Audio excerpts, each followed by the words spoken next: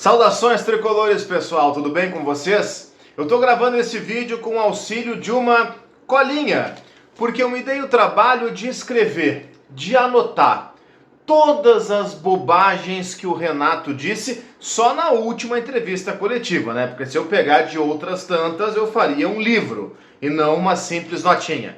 E nesse vídeo nós vamos desmistificar, nós vamos terminar, nós vamos reduzir a nada todas as bobagens ditas pelo Renato na última entrevista coletiva. Então venham comigo, é agora, depois da vinheta.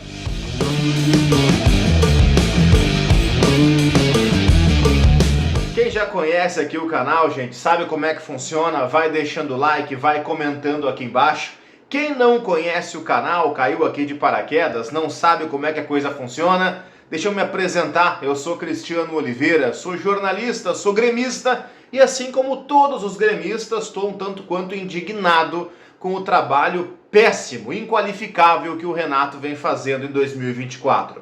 O que eu peço para vocês que estão chegando no canal é que vocês se inscrevam, venham fazer parte desse nosso time. Aqui embaixo do vídeo tem o botãozinho de inscrever-se, já somos mais de 46 mil por aqui. O Renato abriu a coletiva mais uma vez falando sobre a enchente. Para nós eliminarmos, reduzirmos a nada esse argumento estapafúrdio do Renato, que é um argumento cruel, diga-se de passagem, porque muitas pessoas perderam tudo na enchente e ele usa essa tragédia, essa catástrofe climática, ele usa como desculpa. Só que ele se esquece que do outro lado da cidade há um clube chamado Esporte Clube Internacional, que por sinal venceu os últimos 4 Grenais em cima do Renato, tá? E esse clube está em quarto, quinto do Campeonato Brasileiro. Se daqui a pouco o Roger tivesse chegado lá 2, 3 rodadas antes, o Inter poderia estar brigando pelo título, por exemplo.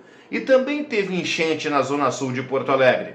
Ah, mas o Beira-Rio voltou um pouquinho antes. Bom, é verdade, mas ter voltado o Beira-Rio antes, será que é desculpa para essa diferença tão grande? Eu posso contra-argumentar dizendo, tá bem, o Beira-Rio voltou antes que a Arena, mas o CT do Grêmio voltou antes que o CT do Inter. E aí, onde é que tu trabalha no dia a dia? É no CT, não é? E é motivo para essa diferença ser tão grande, de 17, 18 pontos, que é a diferença hoje na tabela que nós estamos no Inter? Não, né? Então o argumento da enchente, desculpa, reduzido a zero. Eu falei que eu tinha anotado para não esquecer, tá? O Renato nessa coletiva do Fluminense falou em SAF, gente. A primeira pergunta que nós temos que fazer é o seguinte: quer vender o Grêmio, Renato? Essa pergunta para mim ficou faltando na coletiva. Renato, tu acha que a direção deveria vender o Grêmio para uma empresa qualquer? Porque foi isso que apareceu quando ele falou das SAFs do futebol brasileiro. Vem cá, o Flamengo é SAF por acaso? E o Flamengo tá aí, decidindo uma Copa do Brasil e provavelmente ou possivelmente sendo campeão.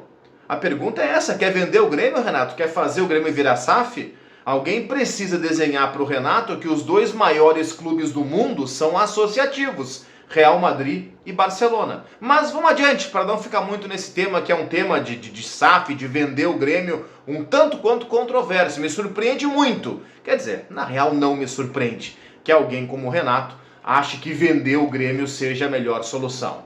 Falando nisso em dinheiro, o Renato falou mais uma vez de um elenco de 500 milhões.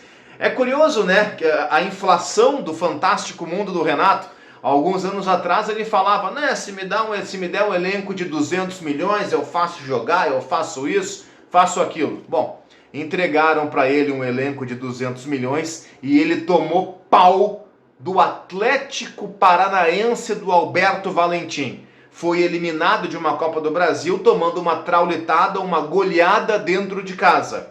Aliás, isso não é novidade para o Renato. Ele chegou a tomar, por exemplo, 4-0 dentro do Maracanã para o Inter, quando era técnico lá do Flamengo, na passagem que ele foi vice-campeão da Libertadores. Então essa aí de elenco de 500 milhões, por favor, né? Convenhamos, deram um elenco muito caro, muito qualificado nas mãos dele e ele nada fez. E aí ele foi adiante, dizendo uma nova realidade do futebol brasileiro, porque agora só quem é SAF, agora só quem investe, agora são os super ricos. A pergunta que se faz é o seguinte: como é que o Fortaleza está em 3º lugar no Campeonato Brasileiro?